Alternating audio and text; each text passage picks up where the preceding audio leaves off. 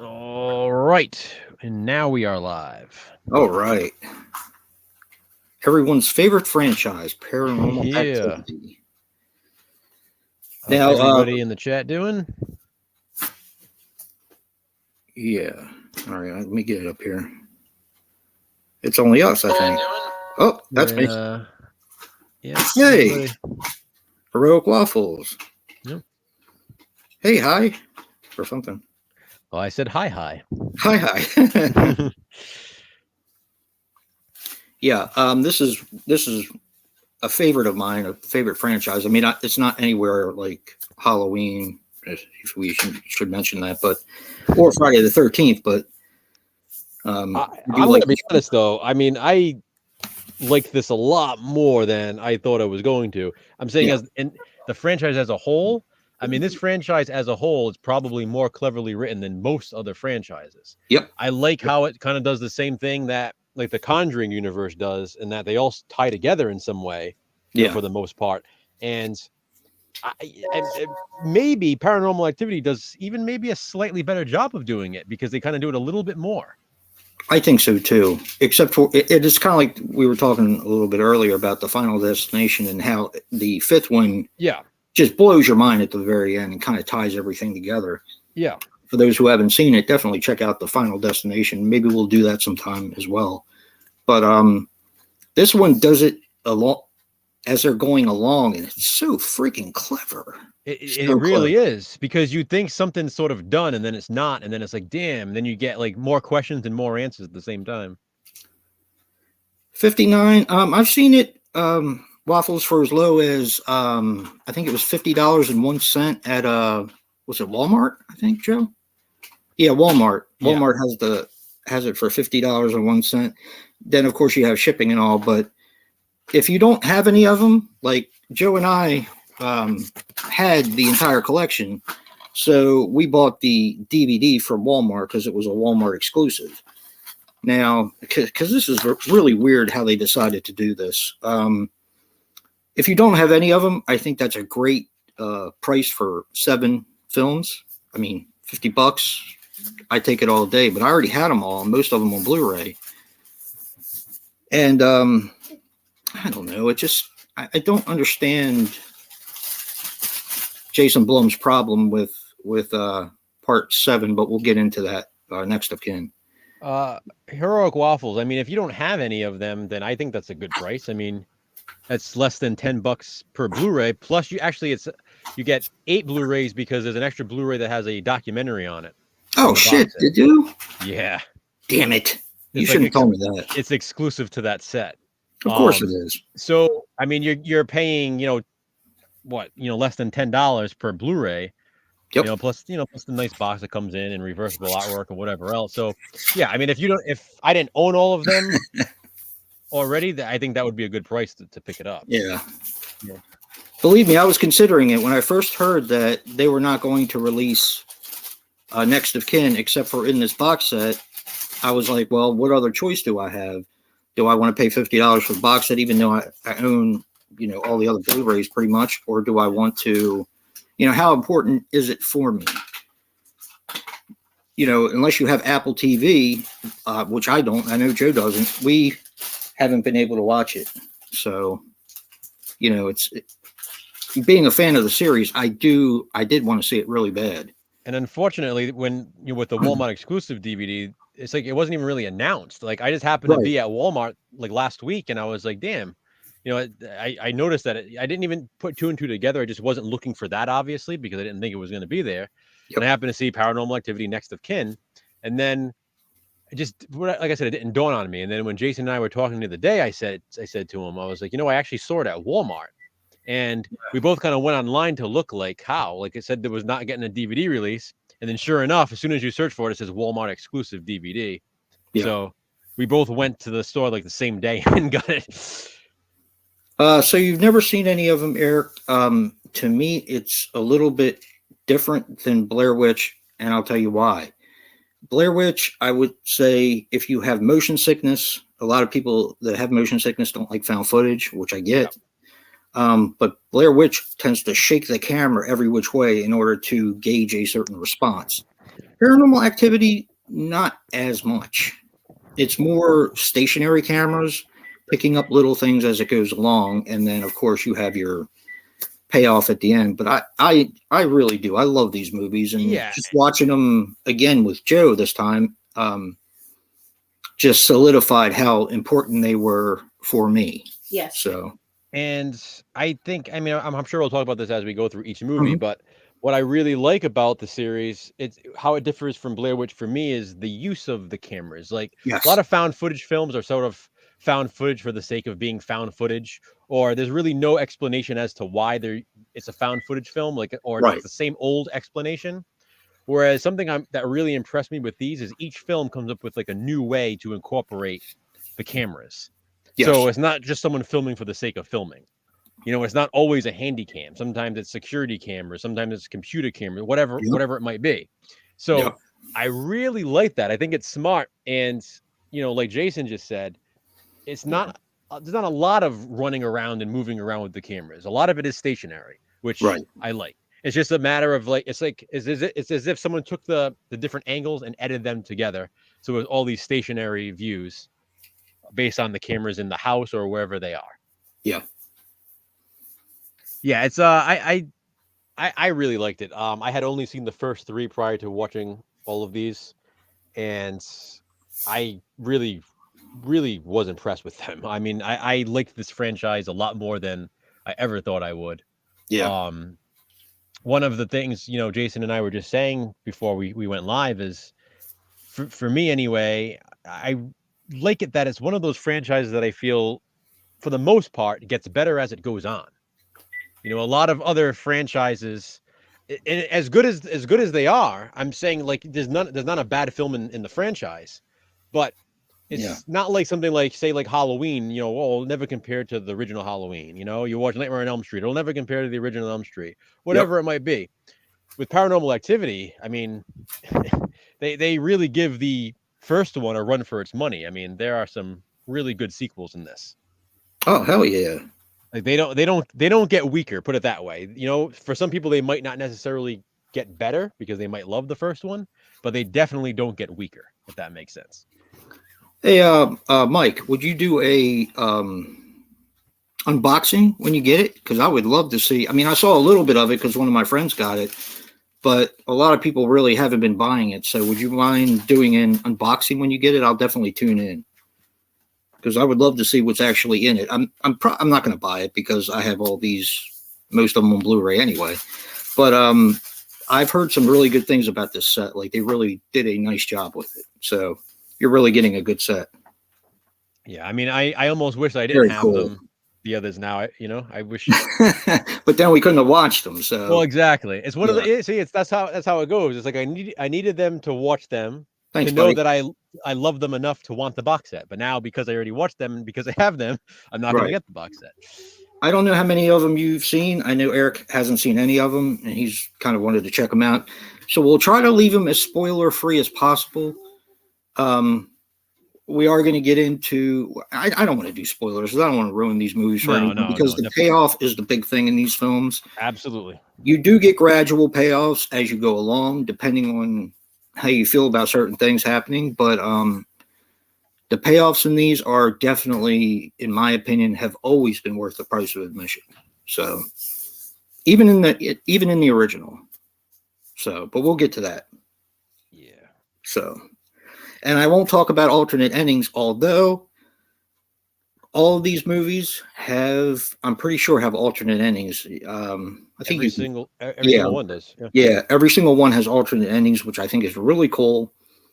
You can see why they use some, you can see why they didn't use some, and it's kind of exciting in a way. And like I said, we'll get into talking about certain things about each one as we go along. Most of them also have extended cuts too. So not just an alternate ending, but literally like extended unrated cuts. For example, we're talking one of them that has like 17 extra minutes of footage. Yes. I mean, they're not just like random extended cuts. Like, you know, here's an extra minute here and there. I mean, these are extensive extended cuts. This one, The Ghost Dimension, actually has 3 different cuts of the film on there. Yeah. And I'll be talking about that as we go along, but a lot of them are substantial. Yeah. So, but whenever you want to start, Jay, you want to start in about 5 minutes? Yeah, we'll start around 9:15. We'll start with the ranking. Okay. And we're gonna do this as like we'll do it as a ranking, but also as a positive spin of the franchise as a whole. So if you guys watch our positive spin videos, you know how we give positives of typically hated movies, and unfortunately, a lot of people hate this Paranormal Activity franchise. You know, Yeah, they do. and I'm gonna say it again. I think it's a case of people not really seeing many of them. I truly feel that way. I kind of like, they saw the first one and said, that's not for me. But I do think this is one of those franchises where it almost gets better as you watch more of them because you realize how they connect Yep, and 100%. why certain things happen in the first one that you may not have liked because you don't like that style. I Yep. think is if you continue watching them, you'll kind of appreciate the first one more, if that makes sense. So I sorry, Joe. He's going to get it tomorrow. I know. Isn't that awesome? I'm already jealous. Hell yeah. Sunday, definitely. Joe and I will both check it out. Hell yeah. Because I want to see what it all comes with. So actually, I mean, I'm definitely going to watch that video, but at the same time, I almost don't want to because I don't want to be tempted. But yeah, I'll live vicariously through you with that one. Yeah. But yeah, so anyway, that's just how I feel about the franchise. I really do feel a lot of people probably haven't watched maybe past the first 1, 2, or even 3. I mean, I'm guilty of that. I did the same thing. And it wasn't because I didn't like them. Right. It just, I didn't have the rest of them at that point. So I was like, all right, I watched the 3 that I had. And for whatever reason, just lost track and never went back and got the others. Just never got around to it. And you know how I am. I don't get around to it. You know how I am. I don't watch things unless I have them because I have plenty of other things to watch. Right. But I ended up finding them all recently, and here we go. We watched them all, and I do feel that's the case. Yeah, like you said, after 1 and 2, people lose interest, and I do think that's the case. I do. Yeah. But it's funny because I think they get stronger and stronger as they go on because of the connections that later sequels have to earlier sequels. So I do think as a whole, the franchise is highly underrated. Yeah. Some of these movies were going to be part of our positive spin series, and I'm thinking to myself, and I'm talking to Joe, I'm like, wait a minute. It's not like, I mean, I know people really pissed all over the Ghost Dimension, and people really didn't like the marked ones.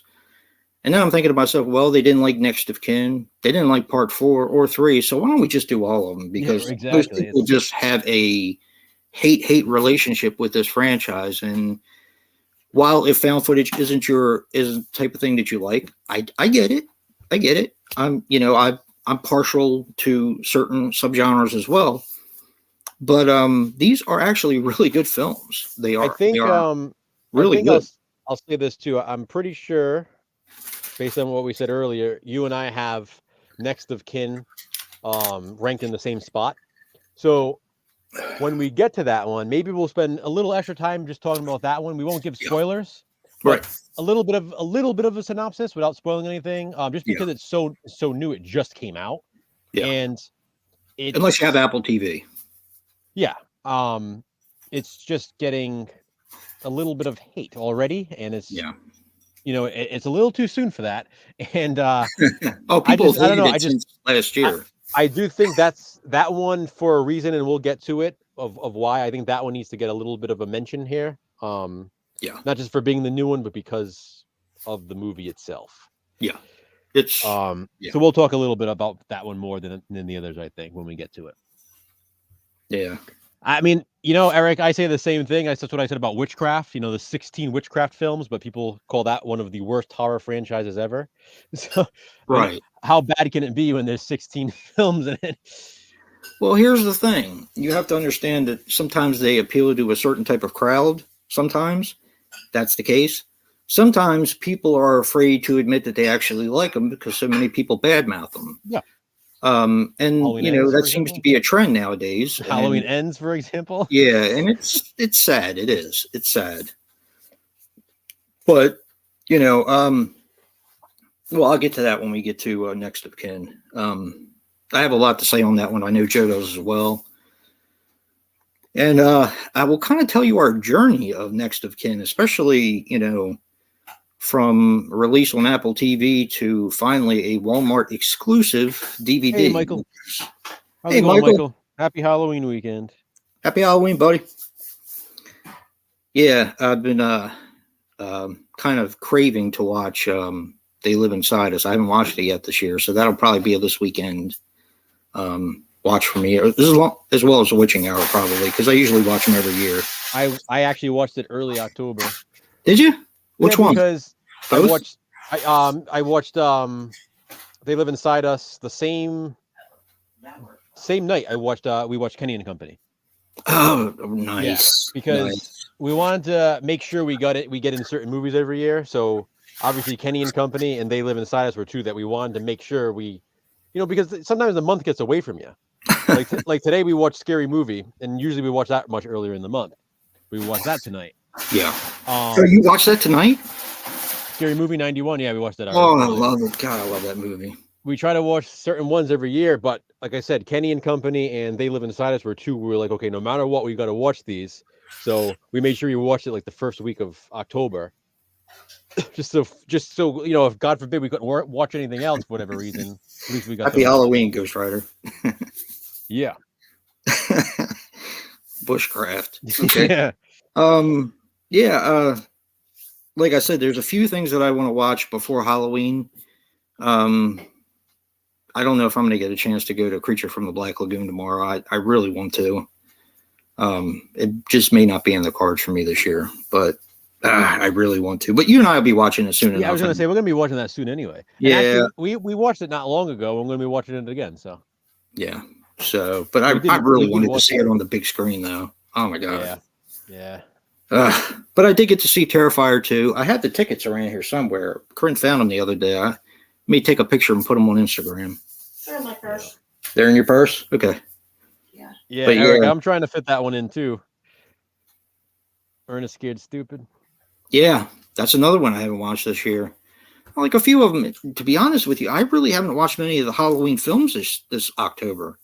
I've been watching like a lot of other things, and this month for me has been, sometimes I have a hard time, my top 5, Joe, recommendations for the month.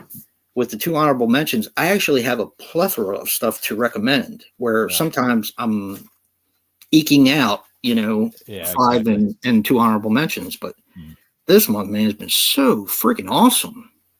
The stuff I watched. Yeah. But, yeah. All right. Well, you want to get started on the ranking? Yeah, we can do that. Hocus Pocus. That's another one that I'd like to watch. I wanted to watch the second one over at my daughter's house, but I didn't get a chance. Huh? Okay. All right. So there are 7 Paranormal Activity films altogether. Yep. That includes the new one, Next of Kin. Mm-hmm. So as always, when we rank these, we're going to start with our least favorite and work our way to our favorite films in the franchise. I went first last time. I think I can speak for both of us when I say there's not a film in the series that we didn't like. Yeah. Once again, even our last movie is a movie that we really like that could have easily been much higher. It's just something has to be last. It's just such a strong franchise that it's crazy. Such a strong franchise. So I think, actually, I know because we just talked about it. Our last place, both of us, is the very first, the original Paranormal Activity. Yep. You go first, Joe. So for me, how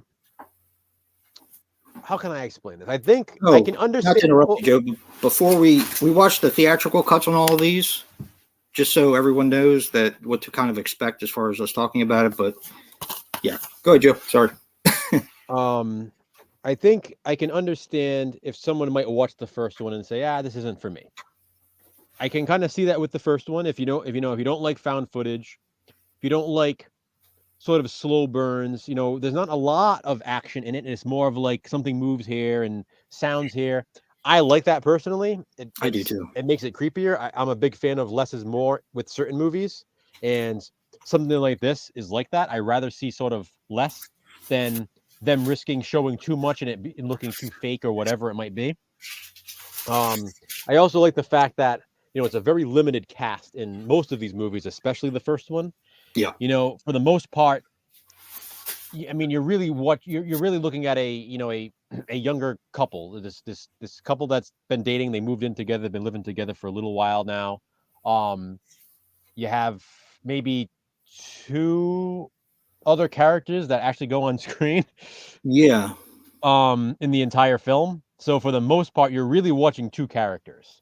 And yeah, again, for some people, they might not like that, but I think it works, especially for this. And what this movie does is it sets up the rest of the franchise big time because so many of the sequels come back to this first movie. Yep. Why is it last for me though? Simply because with each connection of the sequels, it becomes stronger and stronger of a franchise for me. So this first one, if it were a standalone, it'd be like, yeah, this is cool. This is a creepy kind of movie. You know, it's atmospheric. You can turn the lights off, watch it, and have fun with it. Then you can be like, okay, that was cool. You know, and you might not think about it too much after that.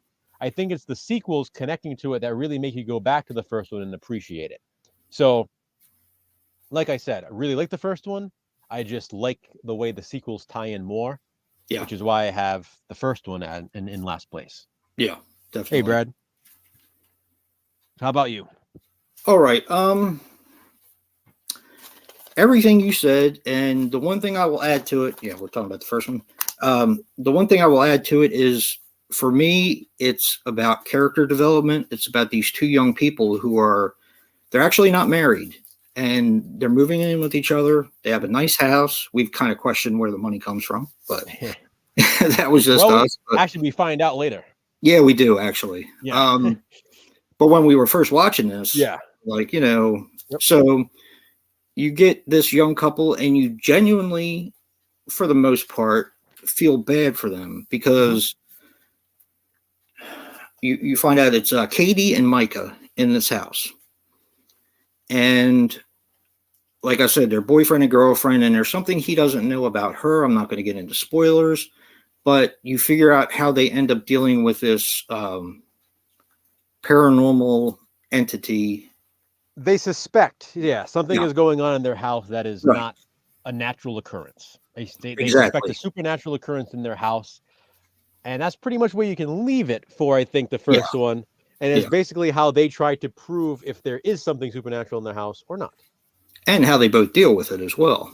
Exactly. Being a couple. And you do really feel for them. And I think that's important in this because, like you said, piggybacking off of what you said, it does set up the rest of the films in the franchise. So big time. But that's what I have for number 7. And what Joe has for number 7 is Paranormal Activity. I'm going to say this too. One last thing. Not that every franchise doesn't go back to the first film, but this franchise, the first Paranormal Activity is so important. Yes. Even more so than many other franchises, because a lot of other franchises, they continue from the previous film, which continues from the previous film, which continues from the previous film.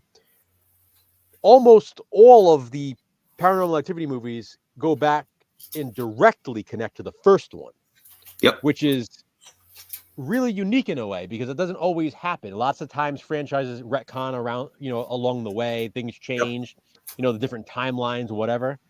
I mean, it's incredible how significant this first movie is. Yeah. Like you almost can't think of it as like a chain link, but think of it as like the Paranormal Activity, the first movie in like the center and like everything like webbing out from it. Yeah. You know, like a Venn diagram, like everything connects back to that first movie. Yep. So, you know, it really is. It's true. It is, definitely. All right, let's see how sticky we get on this one. What's your number 6, Joe? My number 6 is Paranormal Activity 2. Okay, we're the same on this one. Okay. Yep.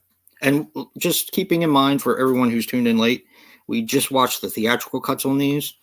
A lot of these have alternate endings. They have extended scenes. They have deleted scenes. So, you know, there is a substantial difference between the theatrical and the extended cut. So, all right. So for 2 for me, what I think 2 capitalizes on is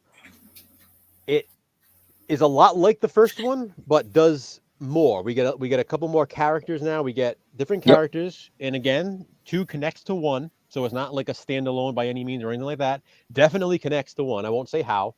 I think it's better to kind of go on that journey yourself if you haven't seen the movie. I think so too. Yeah. You have obviously, you're in a different house now. I like the inclusion of the younger characters in this Yes. one. Yes. Because you have a teenage daughter of the married couple in this movie and their young son. He's still a baby. I feel like that's really significant because kids start to play a really big role in this series going forward. Yeah. And this is the one where you really see that. I like the house in this one a lot. I like this. I like this family. I like the dynamic of, at a certain point in the movie, it's like the teenage girl starts to become somewhat of the main character to an extent. Yeah. Like she's sort of like the like neutral ground. Everything else is going on around her, and Mhm. she's sort of the one left to deal with a lot of it. Which again Yeah. comes into play later on in the franchise. That's kind of what I like about that. You get a little bit of best of both worlds. You get, if you liked the first one, you should definitely like this one because you get a lot of what you liked in the first one.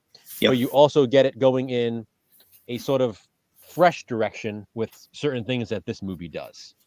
And you get some more answers, and the ending especially, how can I explain it? This one is like, part 2 is like a sequel and a prequel at the same time.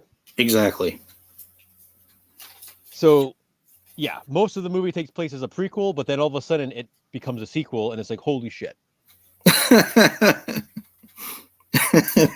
But I also have it second to last here. So if you're wondering why, once again, it's because as great as this movie does a job of connecting to the first one, you'd hope it does because it's only part 2. Right. So again, as they go further and further, they just keep adding on to it, and you're like, oh my God. And there's more and more and more, more questions are raised, but more answers are given as well. Exactly. So it just continues to sort of blow your mind as the franchise continues. Watching part 2, I was like, okay, part 2, I'm liking more than part 1. This might be my favorite by the time we're done. And then, by the time you get to every time. Yes, and then by the time you get to the next one, you're like, oh, wait a minute. So, but that just goes to show you how much I really liked part 2. Yeah. Like watching it, I was thinking, wow, this is going to be hard to top. And it's literally at number 6 right now. So yeah. With me, it's basically everything you just said. This is a prequel and a sequel, but the prequel is at around the same time, just a little bit before it. So when you're watching this film, you're like, okay, I know who that is. Okay, I know who that is. And then you like Joe said, you get more answers as you go along. It's not finished forming the big puzzle yet, but it gives you a couple more pieces. The action is a little bit more in this. Let me talk about what I liked about this. Joe, I like the house. It's not my favorite, but it's one of. Yeah, it's nice. For some reason, and this was the one I always identify with because I'll be reviewing this on Body Bags as well in December. Everyone had to pick a Paranormal Activity, and I got part 2. So I always identify this one by the pool cleaner. I don't know why. Yeah, well, I get that. I definitely get that. This is the pool cleaner movie. I mean, it's the pool cleaner movie. Strange things happen with the pool cleaner. That's all I'm going to give away about this film. But I always thought it was really cool because for something so small and insignificant, it's so simple but so effective. It is. It is. It's awesome. So yeah, this is just a fantastic movie, and the actors.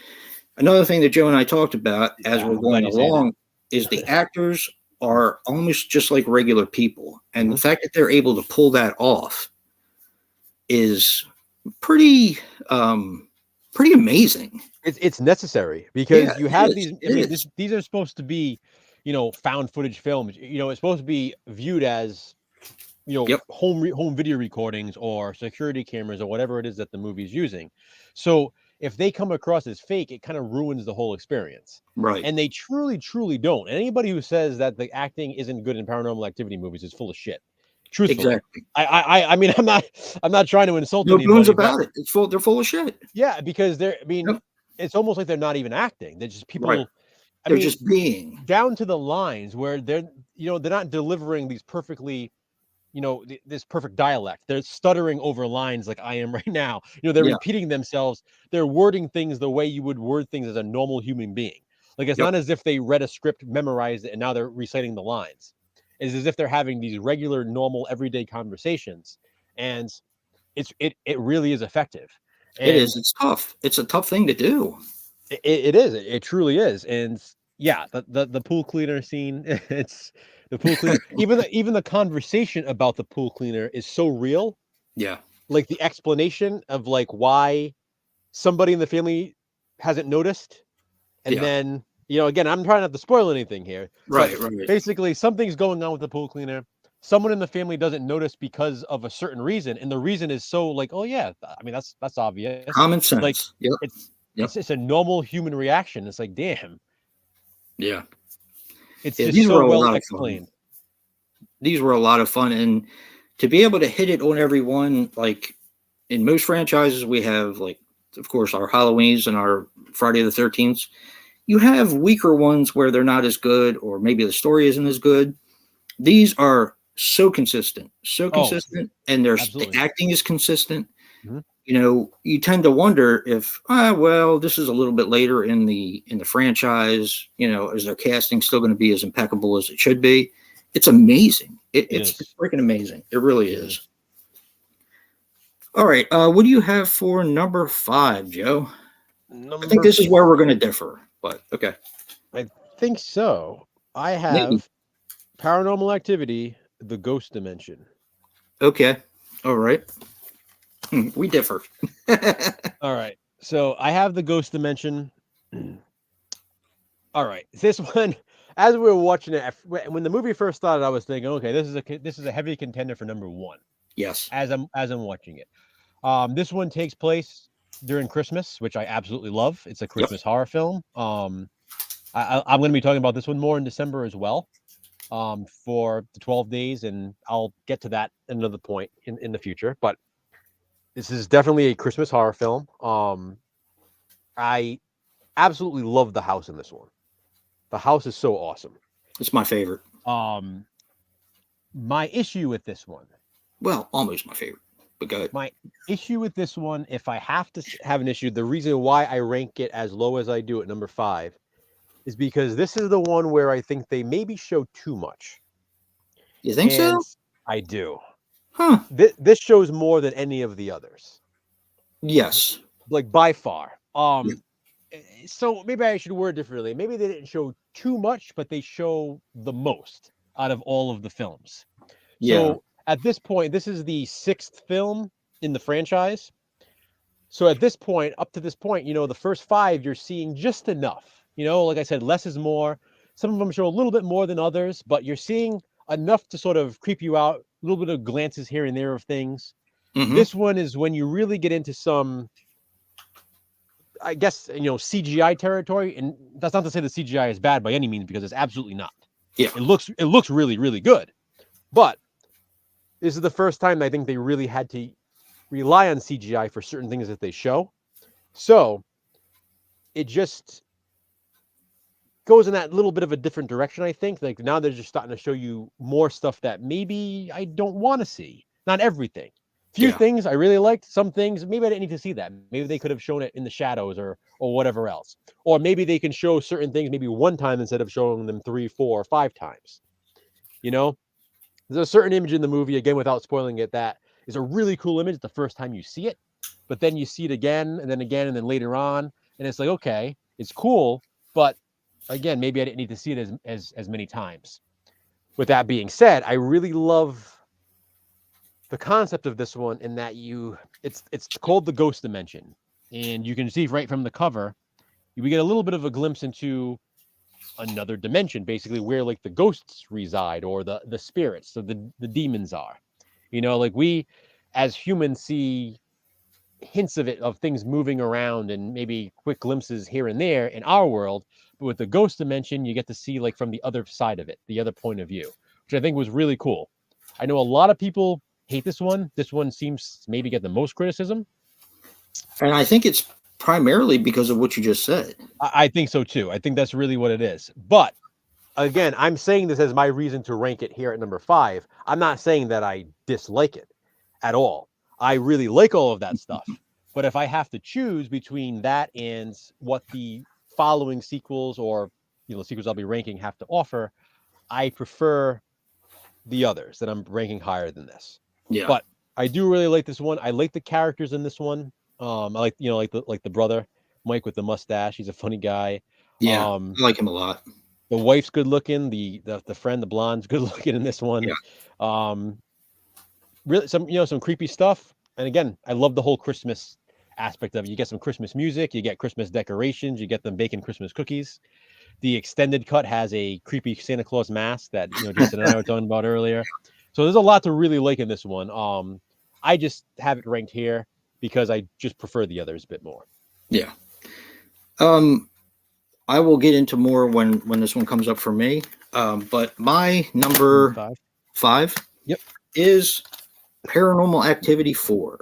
Oh. I have always loved this one. Hai said his favorite was part 4 and his least favorite is part 2. Yeah. That's cool. I'm surprised this is number 5 for you. I will I think okay.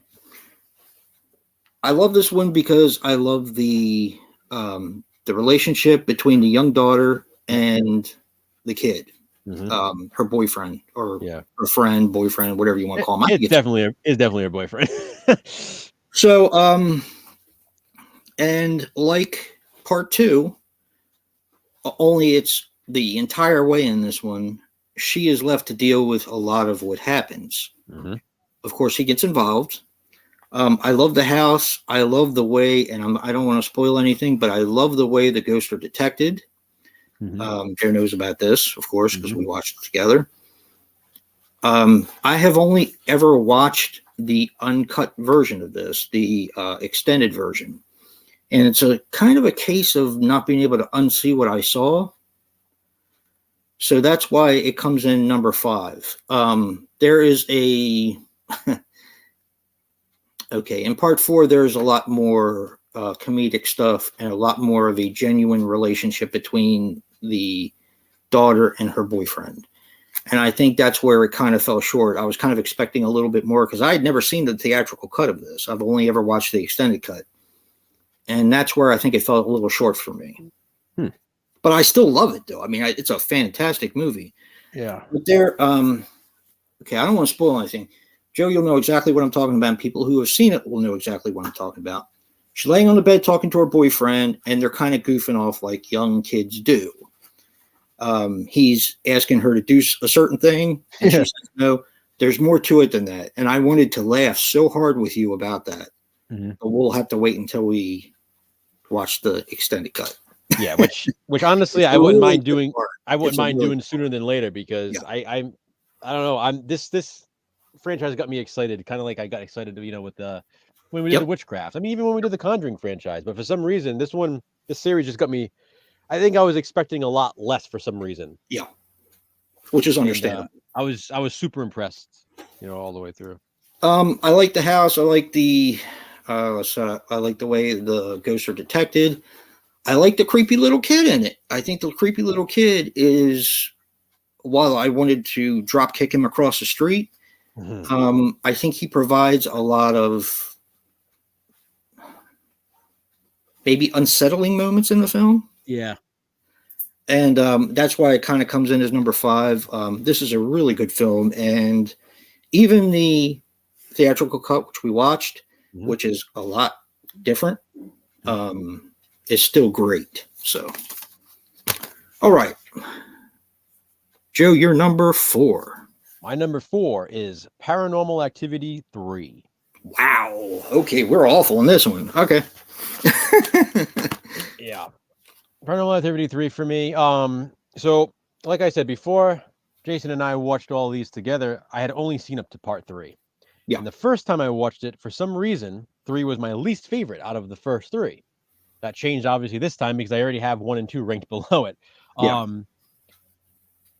this one for me had a lot of some of the creepiest elements I think came in part 3 for me. Yep. Some of the most effective moments.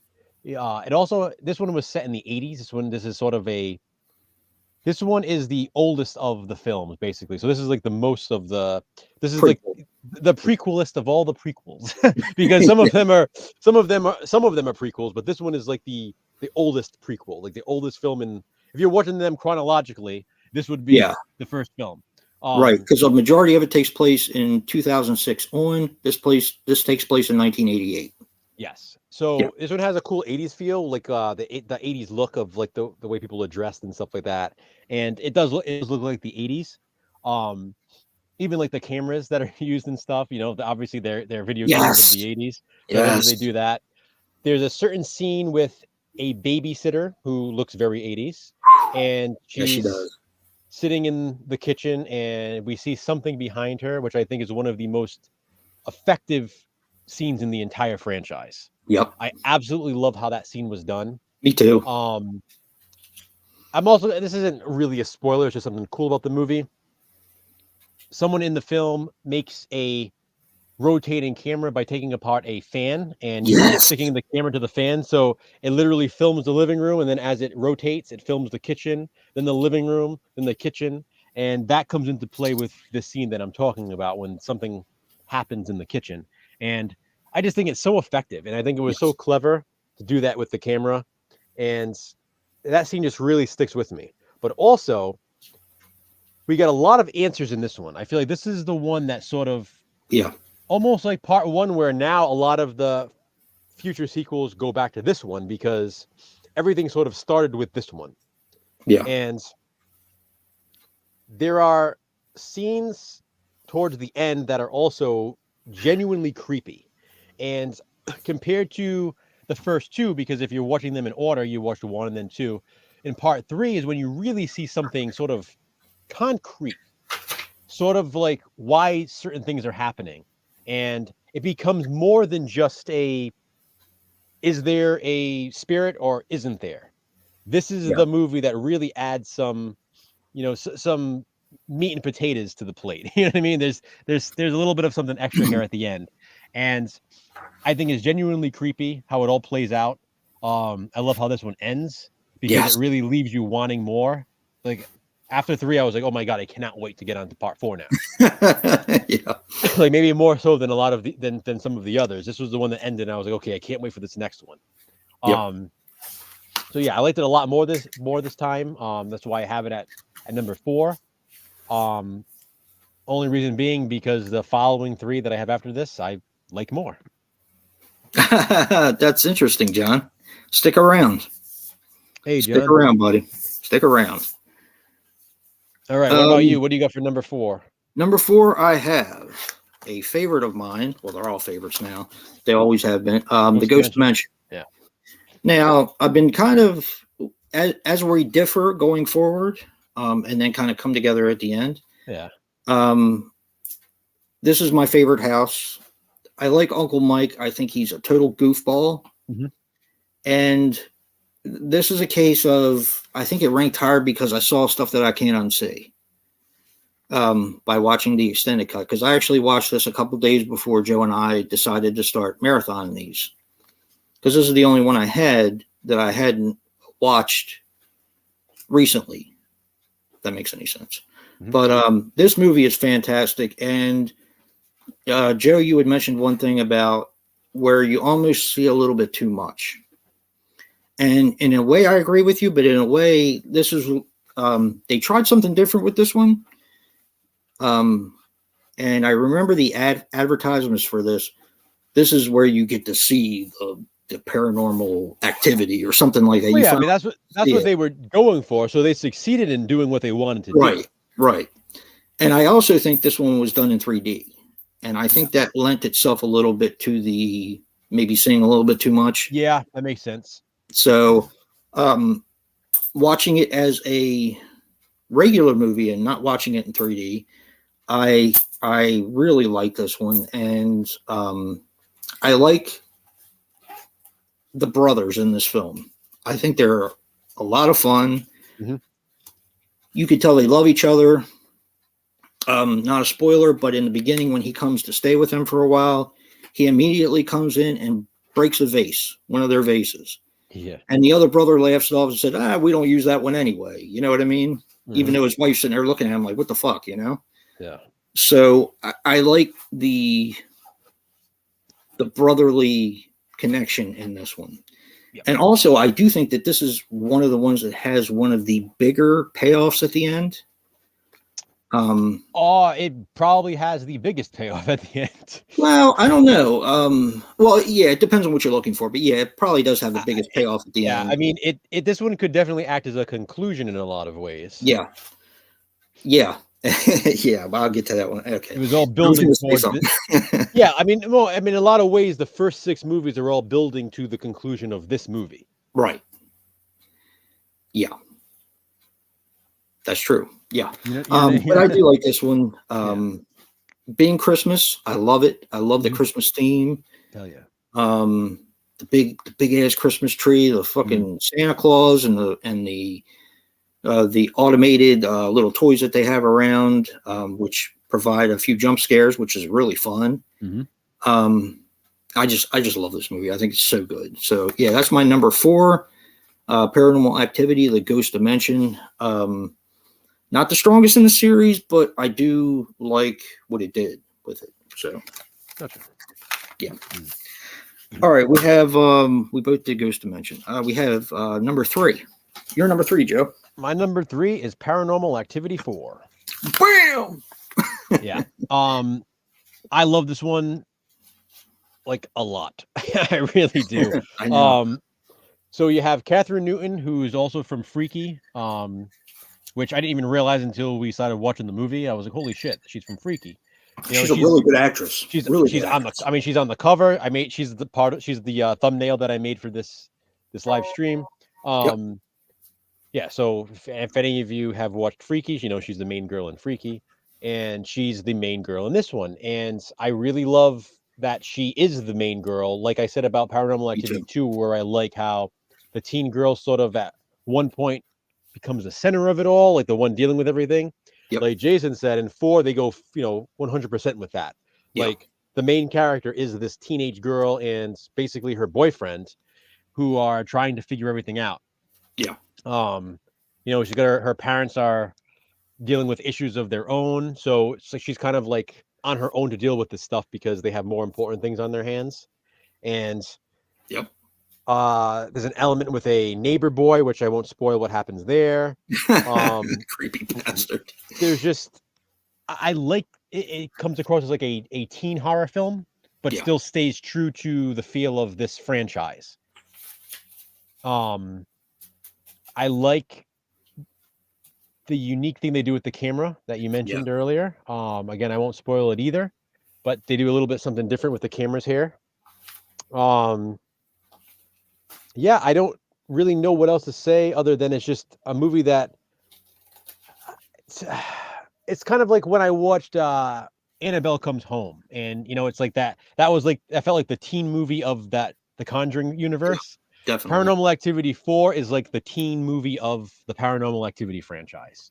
We also have the marked ones too, which is kind of like that as well. Only this is more of a younger teen sort of. Yeah. And it's like a more of a final girl, younger teen horror film.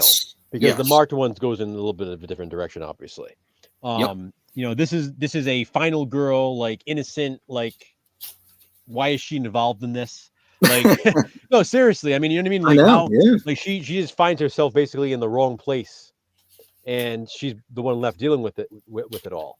And I think she's fantastic. As an actress. Boyfriend's fantastic too. I feel like they all are. I mean, she's just so good in this. The kids are really good in this. The kids, and I love this movie. This is one that I could definitely see as one of the more rewatchable. Just wait. We'll watch the extended cut. You'll really enjoy it. Yeah. So that's number 3 for me. Yeah. Okay. Another one down. My number 3 is well, you already know what my number 3 is, Joe. It's Paranormal Activity 3. Yeah. The reason why this is number 3 for me, as well as what Joe already said, is this is where I felt that the movie came to its natural conclusion. I don't think that they planned to make more of these until after this trilogy. I agree. It seemed this could have ended too. Yes. It could have been a finale, and it would have been okay. And the end of this movie absolutely floored me because we had never gotten anything like this before in this franchise. We got, of course, we got Paranormal Activity, but this takes it in a completely different direction as well as the original films as well. I'm trying not to say too much, but I was floored with this one. And it's weird because when Joe and I were talking, I said, I watch 1, I watch 2, and I watch 4 the most. That's the way it's always been for me. Mm-hmm. I don't watch 3 that much. And when we watched it the other night, I was completely floored. I got back to that original place where I had seen it, and it just blew me away. Yeah. Blew me away. Yeah, I mean, that's kind of how I felt when we watched it too, because like I said, when I first watched it, it was my least favorite of the 3. I don't know why at the time, it just was. Of course, Sean. Another thing I want to mention about this one too that I forget to say is the Bloody Mary scene. It's the Bloody Mary scene in Paranormal Activity 3. And it's like you're watching and thinking, don't do it. Don't do it. Don't listen to this. Yep. You know, and they do it. And it's like, oh, well, it serves you right. Yep. But this one is really good, though. This, like I said, I don't watch this one as much as I watch the rest of them. So when I wasn't really sure what I was in for. I mean, I know what kind of happens in a general way of speaking, but when I got to the end this time, it just was like, wow, it's just wow. And like I said, I think this is where it was originally meant to end, but of course they did extremely well, and they were made for less than nothing. So they just kept right on trucking. So Paranormal Activity 3, and it's a very important tie-in to the rest of the franchise as well. So, like I said, I mean, now they really all go back to this one. Yep. It's the beginning of it all, because this is the one that was actually from 1988. So Joe and Jum. I'm a Jum now. So what you got for number 2, Joe? Number 2, we have the same number 2. Yes, we do. About this, and it is Paranormal Activity Next of Kin, which is Paranormal Activity Part 7. Yes. This is the newest of the Paranormal Activity movies. Just came out this Tuesday. Like I said, we can kind of talk about this one together, because I do think this one needs a little bit more attention because it's so new, and because I think so too. It's already getting a little bit of hate here. Let's talk about the journey first. This originally came out on Apple TV. This was made during the pandemic. Just real quick, this came out on Apple TV and was just forgotten about. Then I think it was from you, Joe, that told me that they were going to release a Paranormal Activity box set, which was going to be the only way you were going to be able to get this film. Well, those of you who have been watching, I have most of them on Blu-ray, so I was pissed. And in fairness, the box set says it's the only way to own it on Blu-ray. Right. And of course, you and I got ahead of ourselves, and we're like, "Son of a bitch!" The only way to get the film and this and that, you know what I mean? because there was no mention of a DVD release at all. Exactly. So, but you can get to that. Well, Joe went to Walmart Tuesday, when he was doing things like running errands and all, and he said, "I saw Paranormal Activity Next of Kin," because I don't know why we were talking about it, but I think it's because I was watching The Ghost Dimension. You were, yeah. And he said, I saw it at Walmart today. I was like, get the fuck out of here.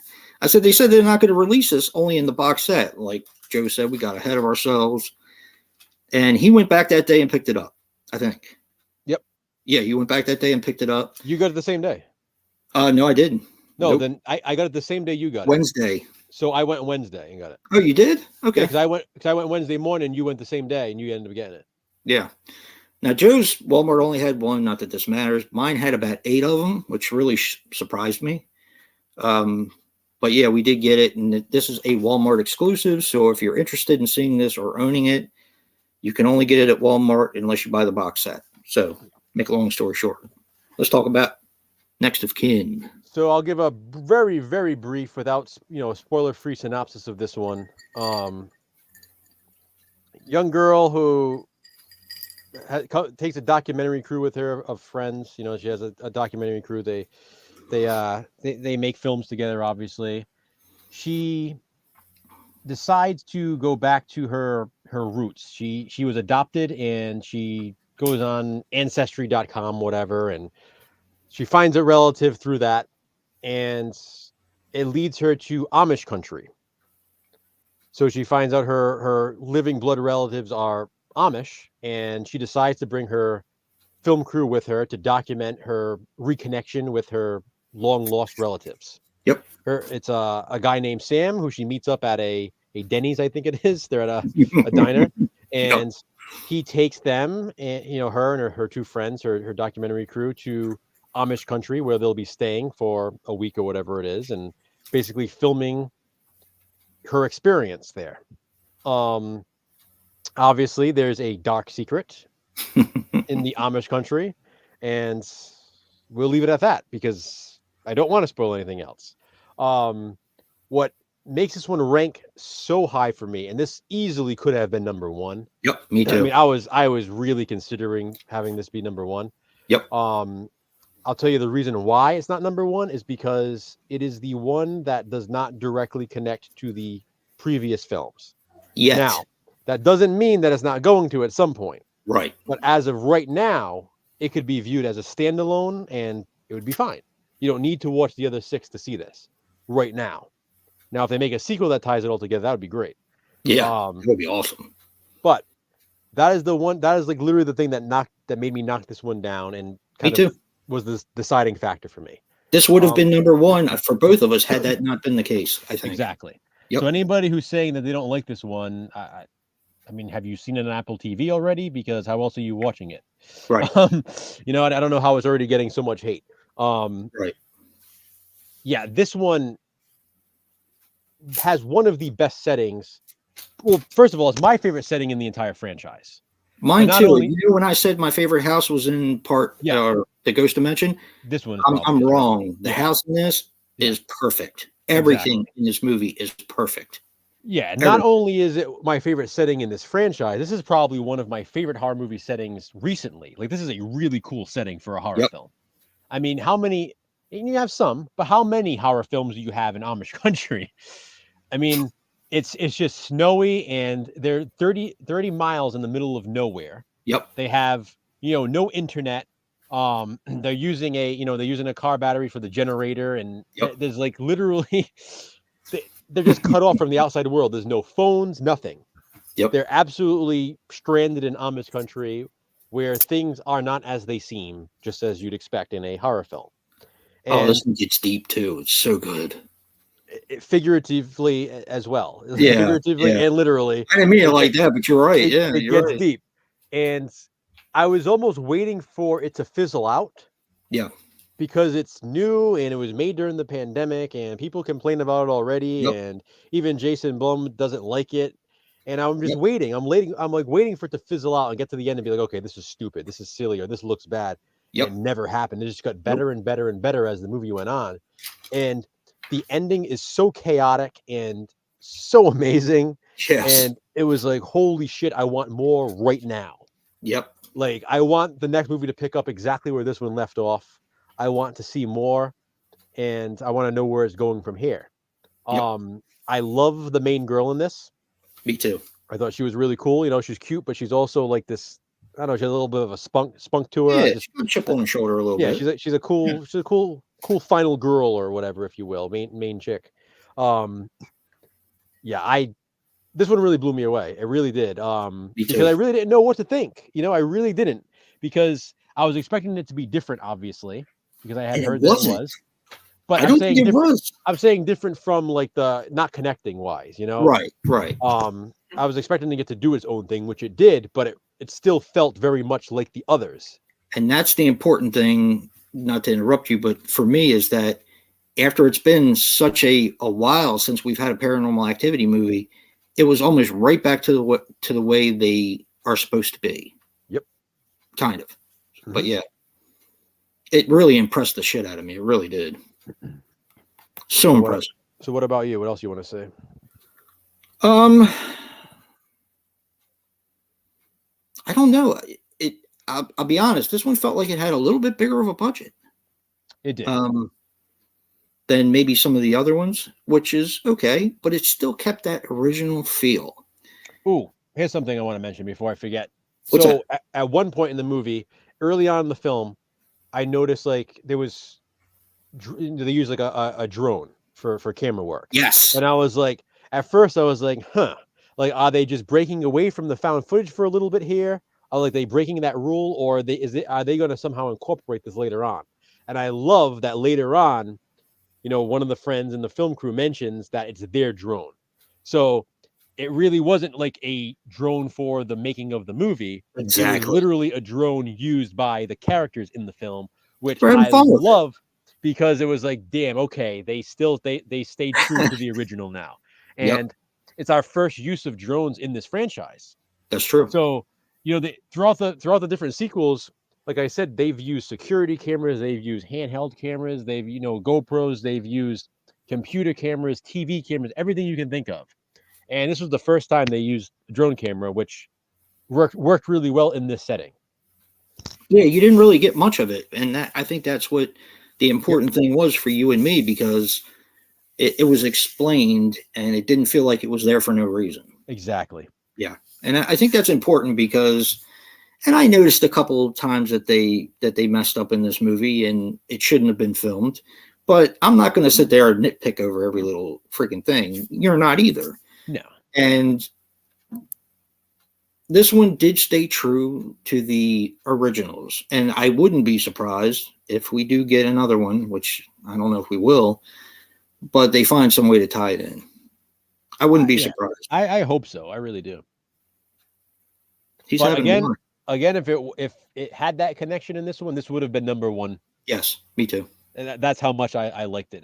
This was a great way to end watching all of these together. It was, to finish strong like that. Yeah, first time watch for both of us too. How many franchises can say that, Part 7 is such a strong film that it's almost could be considered the favorite in the series? Yep. I mean, we're talking number 7. Plus, I love that cover. That cover is big. I love that too. It's so cool looking. All right, we'll get to number 1 since John is still here. Oh, and one last thing about Next of Kin. What's that? The big reveal in this one is so well done. Yes. It could have gone wrong very easily, and it did not whatsoever. They did really good with it. They really did. And that's all I'll say. Yeah, it blew me away. It really did. I didn't see it coming. Nope. And that means our number one is the marked one. This is Paranormal Activity 5. This is part 5 in the franchise. I was actually surprised he said that when he came in. I was like, damn, did he know, or we were just on the same wavelength here? Nope. The marked ones is my favorite. Okay. Mine too. Go first? Yeah. All right. So marked ones for me, number 1, I think, like part 3, I think marked ones has some of the creepiest moments in the entire franchise. Absolutely. Effectively creepy, just the way they're shot. I feel like they show just enough, but not too much. I feel like we get a lot of answers, but some questions, but more answers. Yeah. We have a really fucking amazing ending. Probably my favorite ending, I think, in the entire franchise. Yeah. I think for me, it was the most surprising ending. Clever too. So clever. Maybe the most satisfying, like, shock ending. Like, holy shit. Yep. Really amazing ending. This one is all right.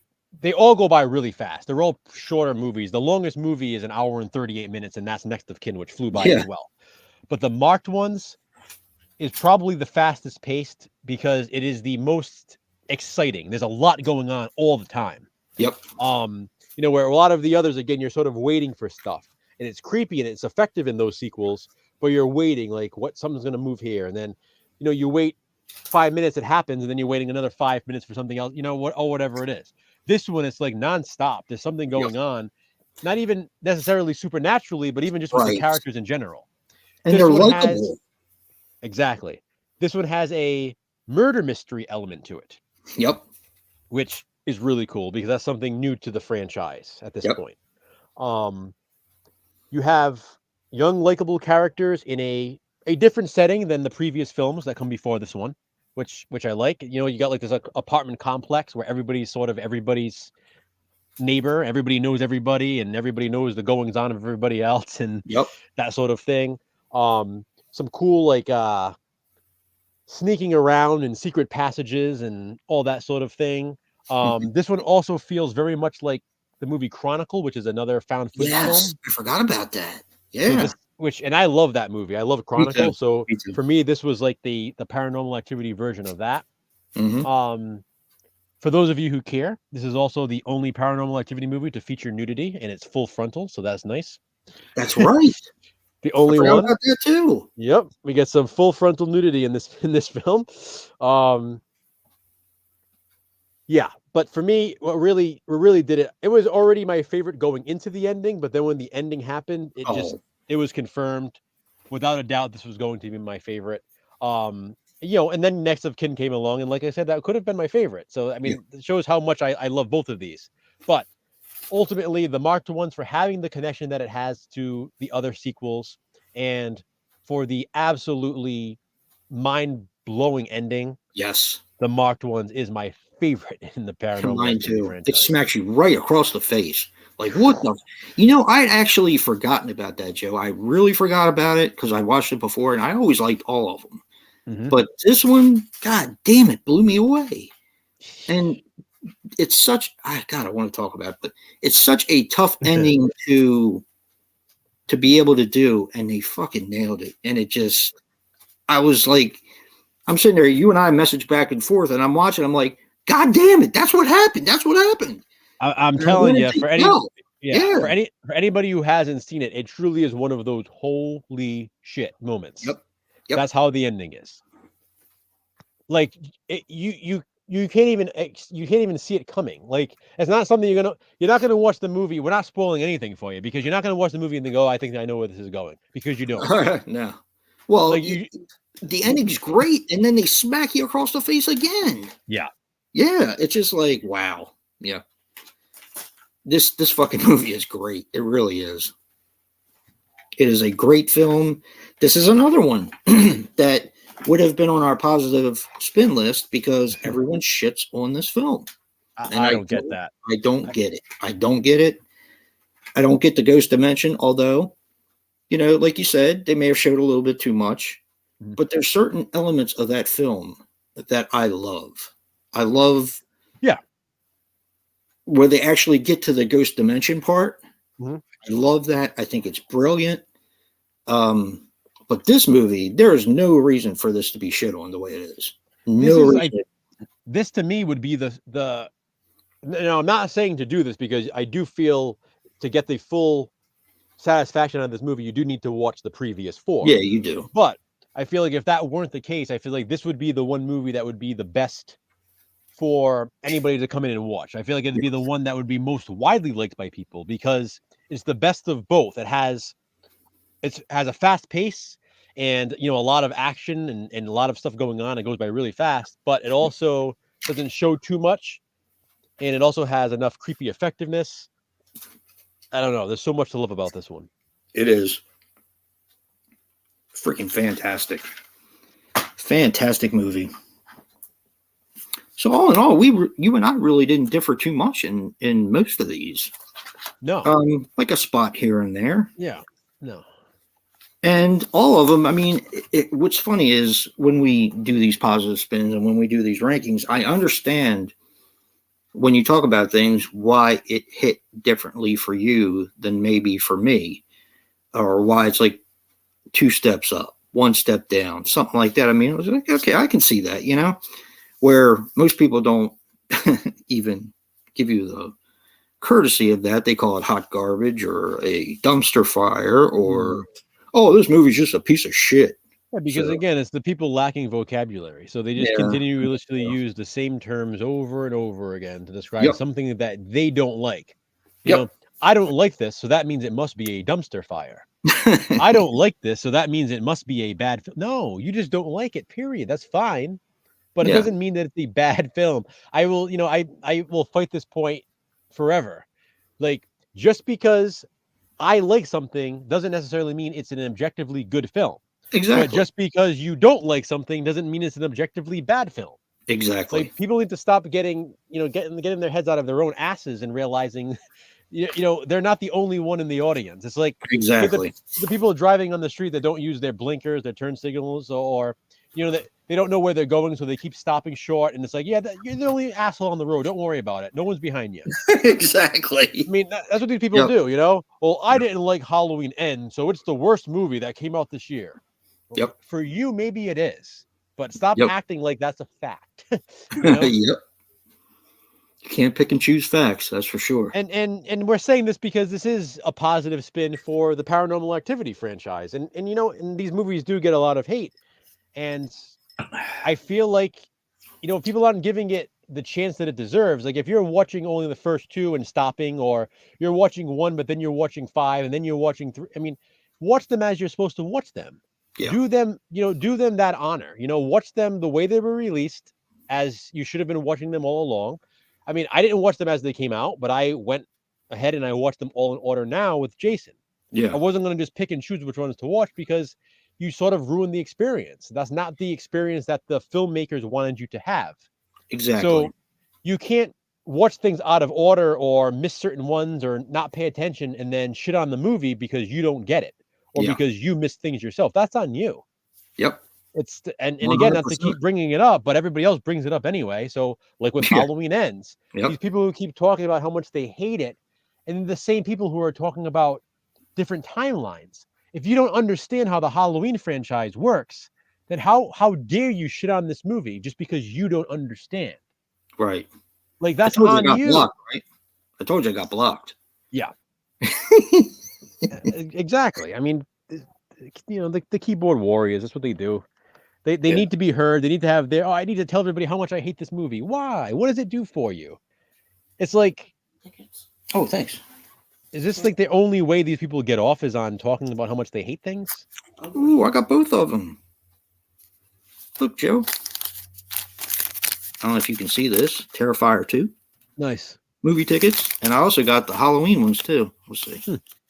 Everybody would be real happy to see this. I'd be surprised if somebody didn't break into my house to burn them. Right. Yeah. So, yeah, I'm going to keep them. Maybe put them in a scrapbook someday.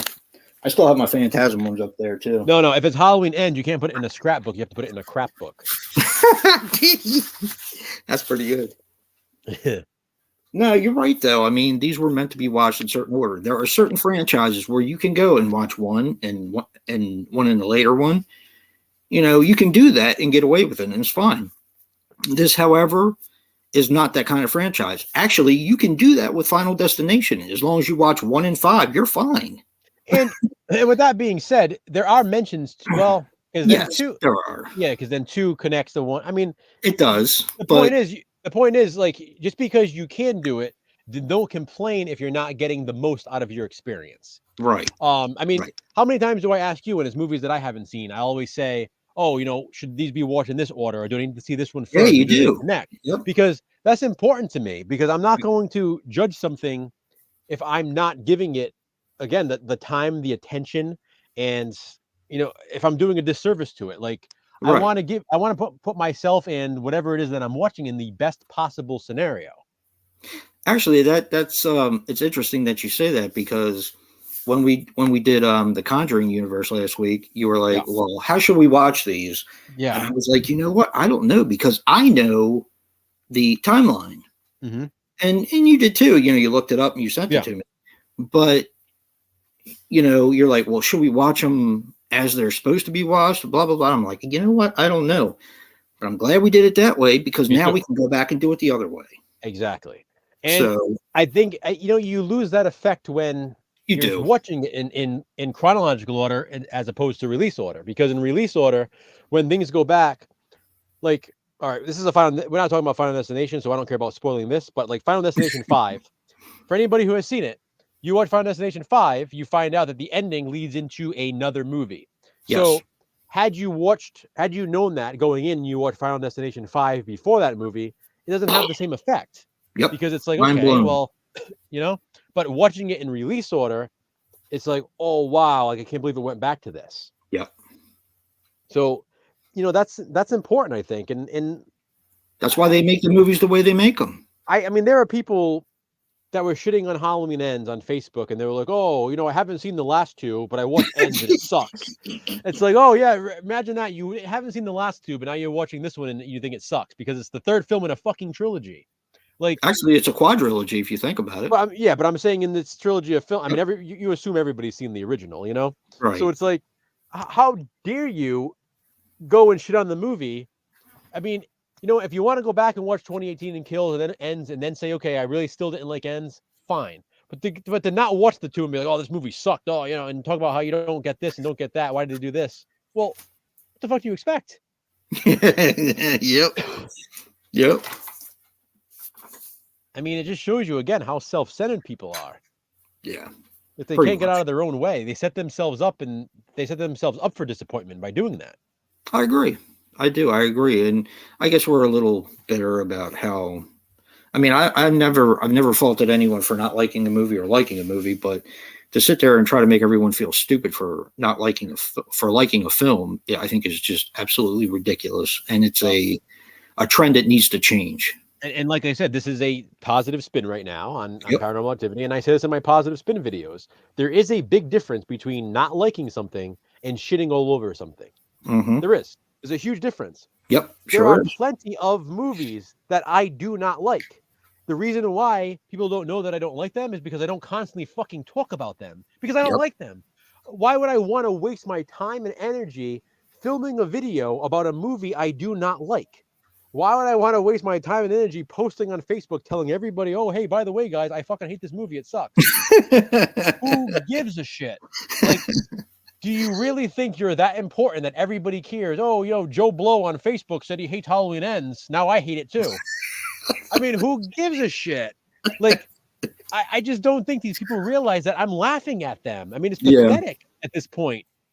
Like, don't get me wrong. I love to have a great, respectful discussion. If someone's like, Halloween Ends didn't work for me because of this, and this, that's blah, blah, blah, blah.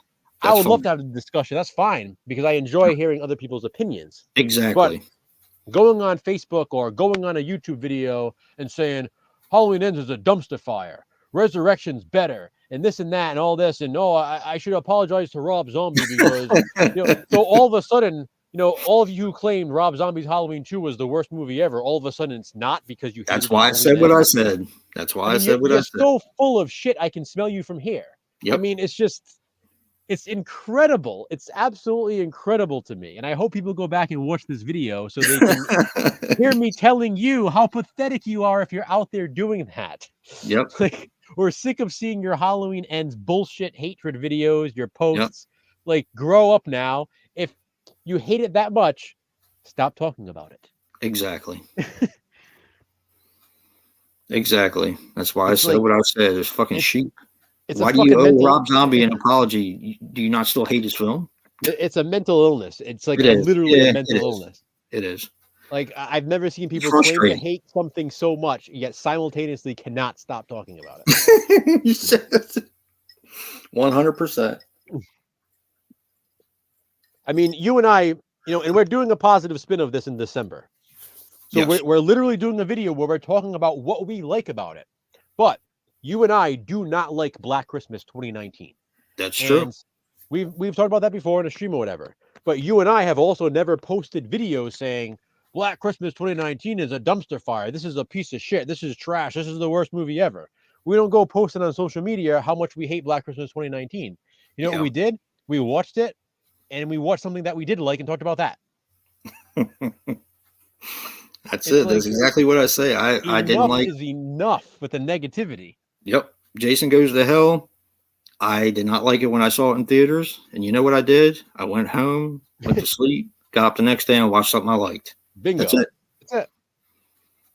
It's like this is what we call obsession. Yeah. People get obsessed. It's almost like a competition of who can hate it the most. That's what I said. It's like nobody invited us. Like, did we miss out? There's some big contest going on. Who can give the most hate? The shittiest thing about Halloween Ends. And again, it it's like is what it is. I what mean, gets me most is the people who clearly didn't understand certain things. Like, oh, well, why would they do blue lettering when all the rest of the lettering is orange? I don't know, dipshit. Why don't you go back and watch the other Halloween films and you tell me? I mean, it's shit like that. It's like, how Yep. can you? It's like that's on you for not understanding it. Where's this unstoppable machine? Okay, whatever. It's just like it's yeah. so. It's like being in it's like being in high school again. It's like you're failing math, so you hate the subject. Like, okay, a lot of people hate math, but at the same time, it's like just because you don't understand it doesn't mean it's necessarily bad. It is what it is. Like, you know what I mean? Hey man, I hate math. You know? Yeah, but, well, maybe we should start a petition then, getting math removed from all fucking high schools. Then there we go. It wouldn't surprise me. It wouldn't surprise me, Joe. Yep. In this day and age, wouldn't surprise me. Yep.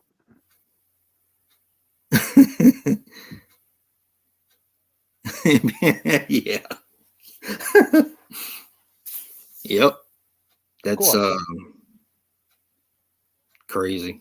Yep.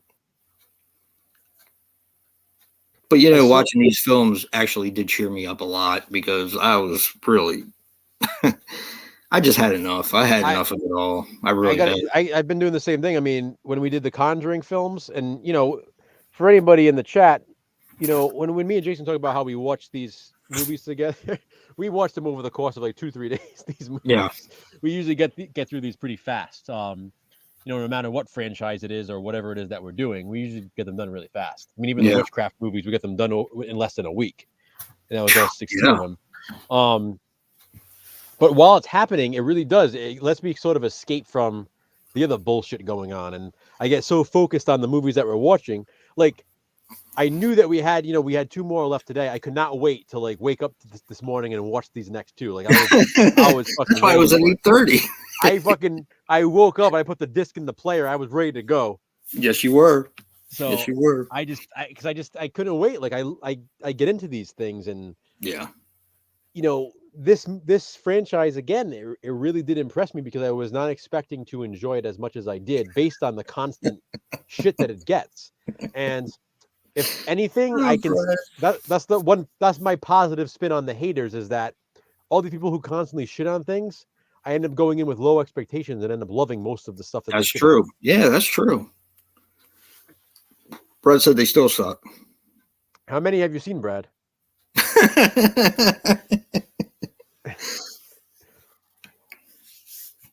Some people can be converted, some people can't. No, but that's the thing. I mean, I genuinely asked that because, like I said, I watched the first 3. You know, I have, as what I tell you, like 2013, I think was the last time I watched them. The first 3 I watched. That was a long time though. Yeah, so 9 years ago, I watched the first 3. Did I hate them? Absolutely not. But I wasn't like, oh great. I wasn't like, yeah, I need to see all the rest of them now. I enjoyed them for what they were, but that was it. I was okay with not seeing the rest, which is why I waited so long. And then I just get in the moods for things, and finally I'm like, okay, now I'm ready to make the plunge. And plus, I bugged the shit out of you too. I was like, Joe, you got to watch these with me. Exactly, but I'm glad you do with these franchises. I mean, even the Conjuring franchise. You know, the Conjuring house is in my home state. I've been to the actual house, but I had never watched the movie until a couple weeks ago when we watched it for the first time, and then I watched all 8. You know, we watched all 8 over the course of a few days, and it's like now I want more. But I'm saying it's probably glad you didn't. Yeah. The reason being is because this movie got so much freaking hype. I don't think it ever would have lived up to it. Now that the dust has settled, it's been, what is it, 4 or 5 years? Actually, probably longer than that. The Conjuring universe has been going for a while. But, now that the dust has settled, now you pick it up, you watch it. You really don't have any expectations other than that a lot of people like it. Mm-hmm. That's it. You're not constantly getting bombarded with like, this is the best movie. This is the best, Brad, you've only seen the first one? So, I mean, again, it goes to what I said earlier. I don't know if you were here when I said it, Brad. If I had just watched the first one, I probably wouldn't have continued watching them. Right. And I can understand that. And that's why I have that ranked last place in my ranking, and Jason as well, because you can sort of watch the first one as a standalone, and that would be it. But it's the connection from the sequels as they go on and get stronger and stronger that really makes this franchise impressive, because they actually give a shit. Yeah. I mean, I love Halloween franchise. Obviously, I love Friday the 13th. Whatever. But how many times have they changed timelines, or they just suddenly Jason's changed, or whatever it is, and they don't give a shit. They just, and they're still fun movies. We still like to watch Jason kill people and Michael kill Yeah. people, or whatever. But the Conjuring as well, like the Conjuring films, the Paranormal Activity films, they really care. I mean, they really are written to show that they pay attention to what has already happened. Yeah. And someone like me, I'm impressed with something like that, because they could easily just chalk it off, and there could be like goofs and mistakes here and there, but there's really none to be found because they answer all the questions that are asked in previous movies, which I really like. Yeah, they do. And then they give you a few more questions as it goes along, so you have something to kind of mull over, as you're going along. Yeah. But yeah, I don't know if you would like them, because I know you're not a big fan of found footage, but you have liked movies like what was it, Cold Ground, stuff like that. I mean, I would put that up against Next of Kin. Next of Kin would probably win, but just the setting and the dreary house and everything, and you can actually watch Next of Kin as a standalone. Next of Kin might be my closest number 2 on a ranking. Yep. Ever. I'm literally sitting here wanting Next of Kin to be number 1. Yeah, me too. I'm not changing it, because I do agree that marked ones should be number 1 because of the reasons that we've given. Yeah. But Next of Kin is so friggin' good. Yeah. That it kind of annoys me that it's not number 1, if that makes sense. I won't do ties, but if I ever did a tie, this would be the ranking to do a tie at number 1, because Next of Kin is that good. And Next of Kin actually has stuff that Brad would like in it, because I know he would like it, because he's liked other stuff that has had that in it, and I will leave it at that. Yeah, and interestingly, I mean, because right now it doesn't connect to the rest, he could watch Next of Kin as a standalone, and I think he would like it. Yeah. Especially with the reveal and everything else, yeah. Oh yeah, hell yeah, it's pretty awesome. It goes in a very different direction, than other. And that's the whole thing. One thing that kind of confuses me, Brad told me about, the Conjuring universe, how much he likes it, and how much it goes with his beliefs of Christianity and all that kind of stuff. Paranormal Activity has a lot of that in it. The ghost dimension does a lot with the Christianity. Right. Well, a lot of them do if you sit there and you follow the films, and that's why I think you would probably be a little unsettled by a lot of what goes on in the film. Yeah. It does get more involved as you go along. And when I originally saw Paranormal Activity, I watched it when it first came out. It got a ton of hype. I was like, this is a really good movie and a hell of a payoff. But did it really deserve all the hype? So then I watched the second one when it came out. Probably rented it from Blockbuster back then. I took it home, watched it, and I was like, wow, that's pretty fucking good. And it ties into the first one. Yeah. Third one ties into the first two. I'm like, wow, this is fucking pretty great. Yeah. And then I kind of laid off of them for a while. I remember that, because to me, like I said in our positive spin or whatever, that it was kind of like the end. It was almost like a trilogy for me. And I know they came out with part 4. So I found part 4. It's either Black Friday or a thrift store, and I bought it and I took it home, and just the relationship between the girl that we've already talked about and her boyfriend just kind of won me over. And I'm like, and then that connects with everything. Yep. I'm like, son of a bitch. Big time, yeah. Then the marked ones, I was absolutely expecting nothing, because everyone shit on that one, and it blew me away. Because the marked ones, the first 4 are all very similar in style. Yes. They're all in a house location with different kinds of cameras. It's all pretty much the same story, just with different people all connected in. Then 5 is 5 is the first one that's really different in that it takes you to sort of a different location, even though it's an apartment complex as opposed to like a really nice house or whatever. And it was very different, and you don't think about that when you're watching it, how it connects. And then it just smacks you right across your face at the end. It's like, wow. Brad, I think we'll probably do Book of Shadows at some point. Well, yeah, we're doing that. That's the only one we have scheduled for a positive spin. I mean, let's be honest. I know you don't like Blair Witch Project. That's fine. Me? But that movie made so much fucking money and is actually I like Blair Witch. yeah, me too. And it's starting now to get hate. It didn't get it before. It was on Time Magazine. It was huge back when it came out. Yeah. Yeah, fuck yeah. I actually thought it was real. I mean, TV shows were recreating it and stuff like that, and you know what I mean. Like, I mean, there's that Dawson's Creek episode that is like literally doing the Blair Witch. Yeah, it's just it was a huge moment in pop culture. You know. Yeah, pretty much. And you know, the second one came out, and everybody was like, "What the fuck?" Yeah. Yeah. And then the third one came out, and at first everybody loved it, and then they do exactly what they do on social media because social media was out at the time. Still haven't seen that one. You haven't seen that one? Wow. I got it recently at the thrift store. Blair Witch.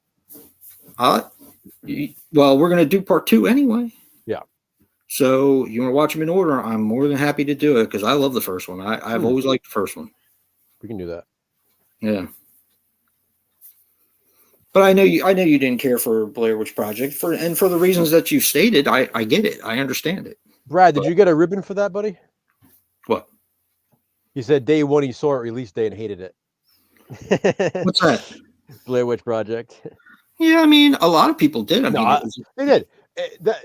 A lot of people biggest did hate it windmaker ever off of a independent film. It was huge. That's the thing. Whether people hated it or not, yep. It was a reason. Hugely talked about movie. Yep. No, but seriously, yeah. No, Brad, definitely. I know, Brad. You definitely were the only one. A lot of people definitely hated it at the time. Yeah. I totally get it. It's just, but it was like nobody can deny the influence that it had on films going forward, especially independent films, because nobody expected it to make this much money. Pop culture, in general, everything changed. I mean, how many parodies did they make after that? They had like the Beer Wench Project and there's all different ones. Project. You know? Yeah. There was all different ones. So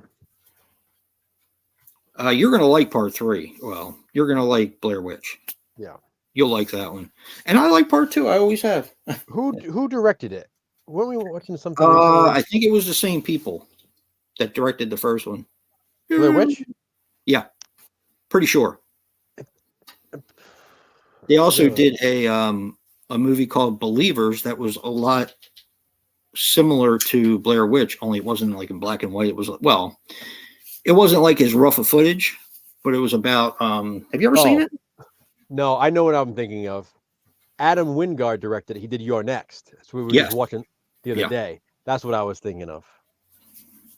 He did The Guest. He did Godzilla vs. Kong. He did VHS. You're Next. That's what I was thinking of. Yeah, the Blair Witch, the guy who did that, did a movie called Believers about a cult. Interesting film. Didn't do as much for me, of course, as the original did, Blair Witch, but still liked it though. Had some disturbing shit in that one, let me tell you. But I got that double feature DVD I told you I ordered, by the way. It came in today. Oh, yeah. Yep. Let me know. I didn't realize they're both wicked short. That's awesome. Yeah, the second one is weird. It's the second one, I believe, if I remember correctly, is longer than the. The second one's longer than the first one. I'm pretty sure. One of them is 70 minutes. One of them is 73. Yeah.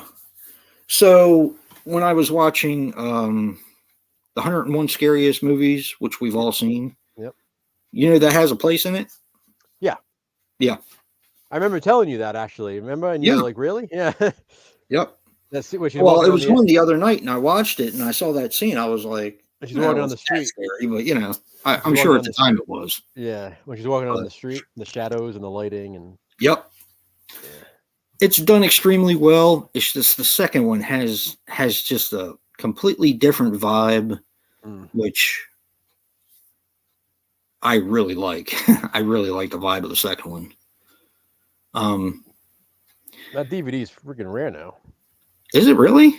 Yeah. You know who I bought that from? I bought that from Celluloid Terror. Really? every once in a while, Seth would contact me with he would go thrift shopping like you and I, and if he already had something, he would message me and see if I wanted it. Yeah. I bought from him a bunch of times. I remember I got the Count Yorga 1 and 2, which is now being released by Arrow. Mm-hmm. But I have the MGM Midnight series one of them. Movies, yeah. I ain't spending $50 for that fucking Blu-ray. Fuck that. Yeah.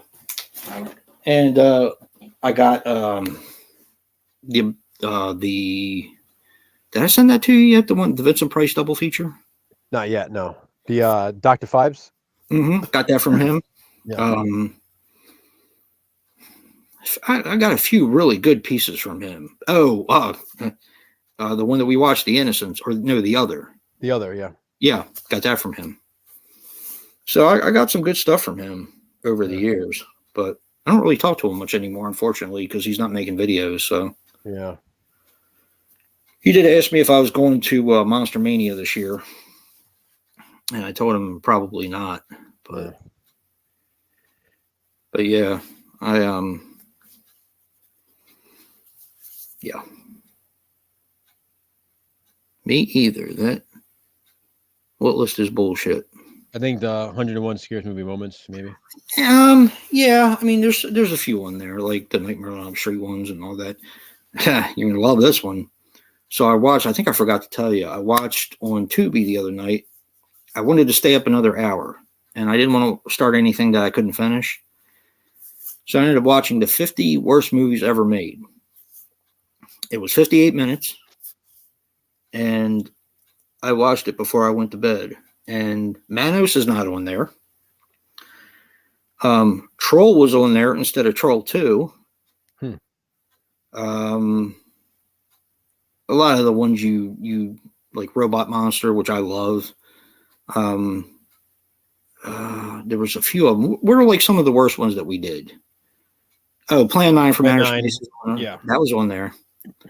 The worst one, I was just like, it kind of fizzled out for me because I didn't feel it was the worst movie ever made. Now I can't remember what the hell it was. But I was expecting the whole time to see Manos at the very end. Never came up. Really? Yeah. And like I said, Troll instead of Troll 2? No. I gotta say, I had a lot of fun with Manos. Yeah, I did too. I liked it a lot. I really did. Like, it's obviously a good movie. It's obviously a bad movie, right? But it's an entertaining movie. It was fun. Plan 9 from Outer Space. Oh, they had another one that had the same crew from Plan 9 of Outer Space, and it was done by William Castle as well. I think William Castle. Yeah. It had the lady that played Vampira. It had Bela Lugosi in it, and it had Tor Johnson in it. And I was like, why haven't I seen this one? Yeah. And I can't remember. Now I can't remember what it was. But I was going to go down and write them all down. Oh, one of them was the one we did for Fangoria, or no, Terror in the Isles Challenge with Rosie Greer, the incredible two-headed transplant. No, the Beast with Two Heads. The Thing with Two Heads. The Thing with Two Heads. That's what it is. That was on there. I was like, it's not a bad movie. It's fun. The movie's a lot of fun, actually. Oh, I remember now. The worst film was Ega. Okay. Ega. But like, I was starting to take notes. Yeah. But yeah, there's like Creature from the Haunted Sea. Yep. That's ridiculous, but I just remember having so much fun with that when I watched it. I get that on a multi-pack. Yeah, it looks like a fucking mossy dick on there or something that the Creature does. There's a whole bunch of them on. It's a fun one to watch. Yeah. And it goes by quick. It's 50 movies in 58 minutes, so they don't spend a whole lot of time on any of them. How about The Creeping Terror? Was that on there? Yes. Mm-hmm. The Crawling Hand, that was on there. Mm-hmm. Like I said, some of them are coming back to me now. But I was surprised that no Manos was on there. And I'm definitely surprised about that. Yeah, and Troll instead of Troll 2? I mean, yeah. And this was done in the... I mean, I know a lot of people like Troll 2 better now because it's sort of like one of those things where... Yeah, but everybody hated it forever. And then... films. Big difference. Oh, absolutely. Yeah. Yeah, Troll is a better film, But a lot of people tend to like Troll 2 more now all of a sudden. No, Reptilicus wasn't on there, surprisingly enough. Neither was the Neanderthal Man or some of the ones that I thought would really make the list. Halloween Ends was number 1. According to everybody who's seen the movie, it's the worst film ever made. So apparently, and no, Rob Zombie's Halloween 2 was not on there. Neither was Halloween 3. A lot of them, there weren't many modern ones. There were a few of them, but not many. But a lot of them I were like, well, damn, that movie's not that bad. Maybe I do like everything. I mean, what the fuck, you know? Yeah, we just find entertainment in things. What's wrong with that? I know you don't like to watch things that you don't own. I got on a little bit of a kick this month, but I normally don't either. But that's something to watch, to do research with, you know? Mm-hmm. And I had fun with it. Well, stuff like that, I don't mind. I mean, no, not the Beast from Hollow Mountain either. Nope. Like documentaries and stuff like that, I really don't mind. I don't know, because a lot of that stuff doesn't even get released. So it's you're right. You're right. Ooh, 86 million. That's it. Yeah, that's it. Yeah. Hey, they made money. They made money. That's all that matters. So everyone who protested it still made money. So go fuck yourself. And I think it's funny that everybody who's protesting it is like, oh yeah, we want a better Halloween film. Why would they make another one if it's not going to make money? Because you people keep telling people not to see it. Right.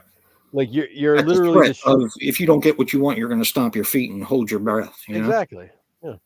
Why do that? You go raise fucking 20 million and make it your goddamn self and see how everybody treats you. It's like not liking Hawaiian pizza, so they tell pizza places they can't make it anymore. Exactly. 3 times the budget. Damn right, Brad. And like I said, I always took comfort. That's the only thing that's kind of kept me sane, is taking comfort in the fact that Dave, you, me, and Joe all liked the movie, and we basically kind of liked it for the same reasons. Mm-hmm. So everybody else can go piss up a rope. It does it gets old and it gets tired. It really is coming across pathetic at this point. Yeah, it like does. Move on. If you don't like it, stop. Yep, that's it. And when we don't get another one, you'll understand why. Yep. Fuck them. Yeah, exactly, Brad. They'll be the first one showing it on when it comes out that Tuesday. They'll all try to be the first one to show it so they can get all those views that they got when they were bashing it. Go fuck yourself. Yep. That's what I have to say. Go fuck yourself. So, well, go fuck yourself sounds like a good way to end it. Yeah, I think so. I think so too. So thank you for joining us for this paranormal activity stream. I love these movies. They are awesome. Absolutely. Yep, I'll definitely be rewatching these sooner than later because of the extended cuts. So it's like watching them it's like watching a whole different franchise, We'll get to watch them all over again with new scenes. It's a whole new activity. You know what you ought to do? You should watch the extended cuts with your wife. Right? And when you tell me that you're watching them, I'll watch them at the same time. Sounds good. Can do that. Yeah. And watch them at your leisure because we're not going to be doing a positive spin on them anymore. Exactly. So, that would be fun. And maybe we can get Brad to watch them too. Yeah. As long as you don't, most of the time. But hey, try them. If you don't like them, you don't like them. I mean, at least you gave them a try. But, there are reasons why 2, 3, 4, actually all of them, except for the last one, have done pretty well because they all tie in together and, there's reasons to watch them. So. Oh, yeah. Without a doubt. But if you're ever interested, I'll let you know.